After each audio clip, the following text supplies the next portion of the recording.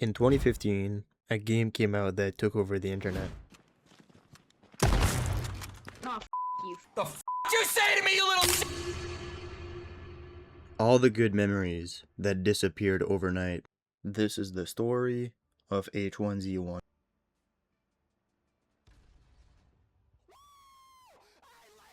If you go all the way back in 2014, H1Z1 was announced by Sony Online Entertainment. During early development, there were approximately 50 to 80 developers, and after 2 years of working hard on the game, it finally came out and the game exploded immediately.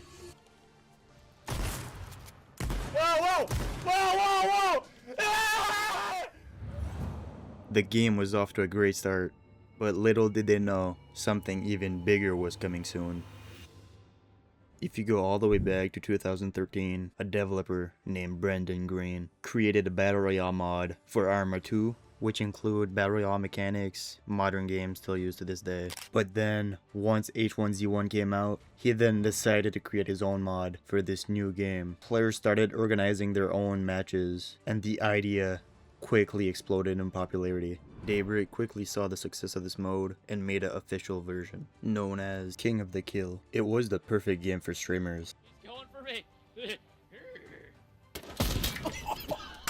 Fast matches and super chaotic, every streamer was playing it.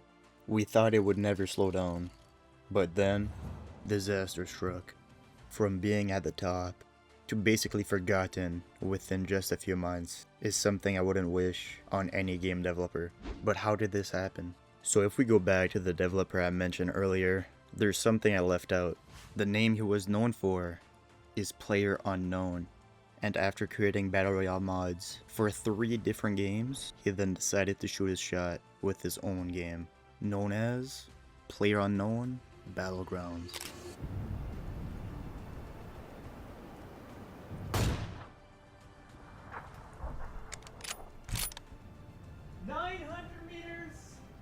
We just set the record, my friends. Holy shit. Within just a few months, H1Z1 was left in the dust, and PUBG took over the internet. The top streamers all switched to the fresh new game. There were still a few players remaining, but there was another game on the way, coming to steal all the remaining players.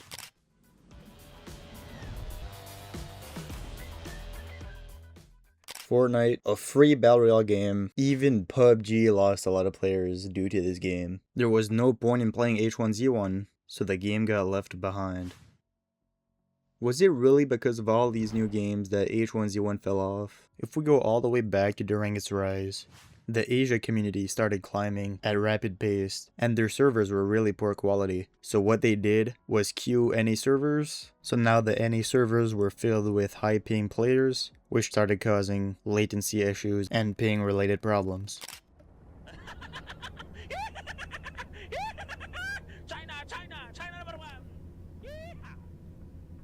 Then Daybreak thought of a solution to fix this issue, and it was to let the Chinese know to stay in their servers. That's pretty much it. If you go to its prime in July 2017, the game peaked at 151,000 players, but the month after, they then decided to add a new weapon. It was called the Hellfire. Usually adding more guns makes the game a little bit more interesting, but this gun was a little bit too overpowered. During the next 2 months, the game lost nearly 100,000 players, which was 2/3 of the game's population. It was at this time where they also released another update. This update changed most of the gunplay of the game, featuring a lot of spray changes on most guns. So I guess it's not really Fortnite or PUBG's fault for H1Z1's failure. I'd say it's mostly a combination of bad game development combined with these newer, polished games that came out.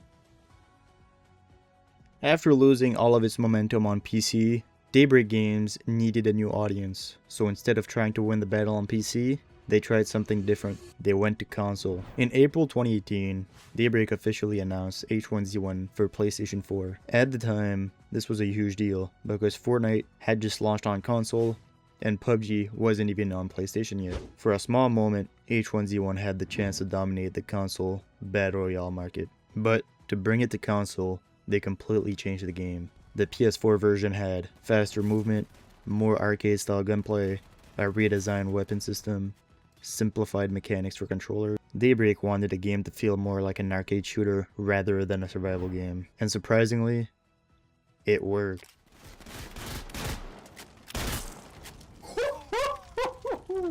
Let's go.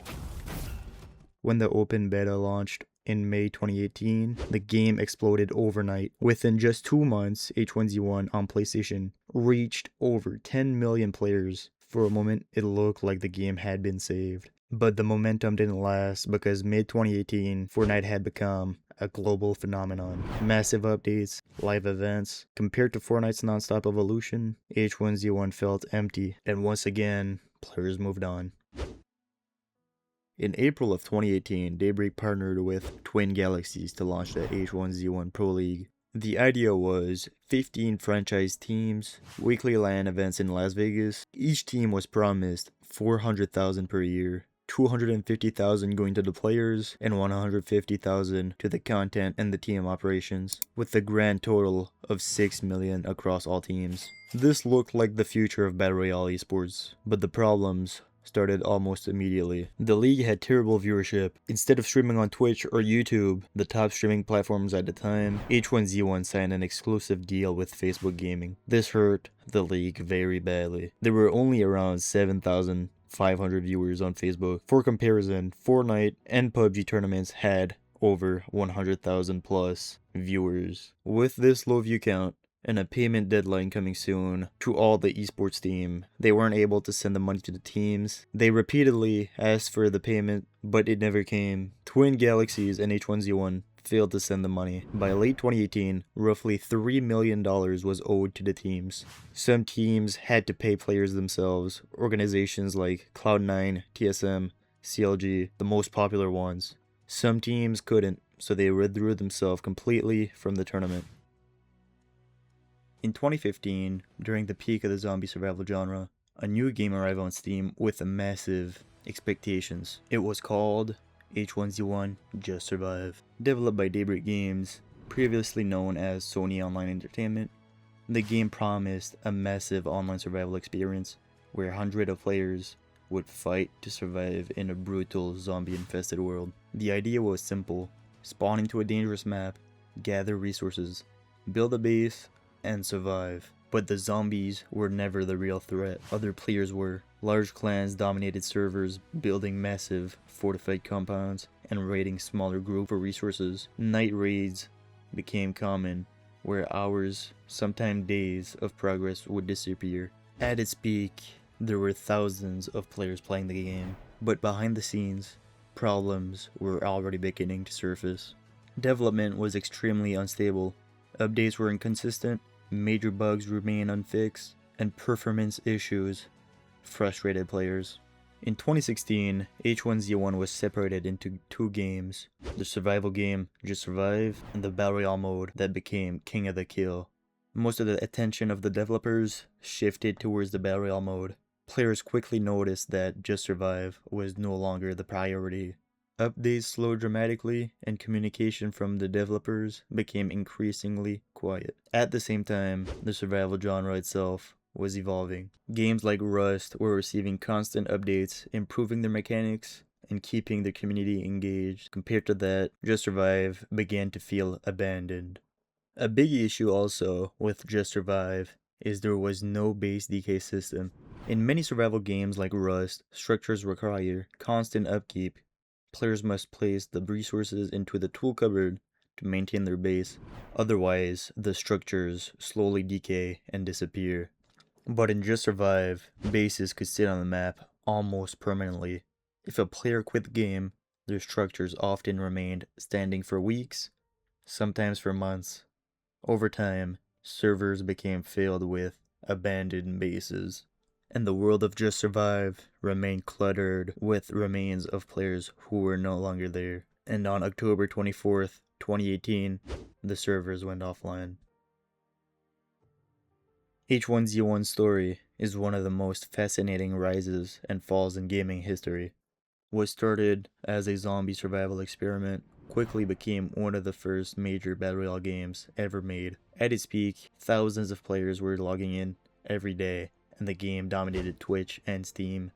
Eventually, the game that helped launch the Battle Royale genre was overshadowed by the very games it inspired. If you fast forward to 2026, H1Z1 King of the Kill is starting to rise a little bit in popularity. Will the game come back? I just want to say thank you guys for watching till the end. I spent a lot of time working on this video, so I would appreciate a like and a subscribe. And let me know how we could improve these videos, because this is my first ever documentary, so I have no idea what I should do better. So, and thank you guys so much for watching once again, and see you guys in the next one.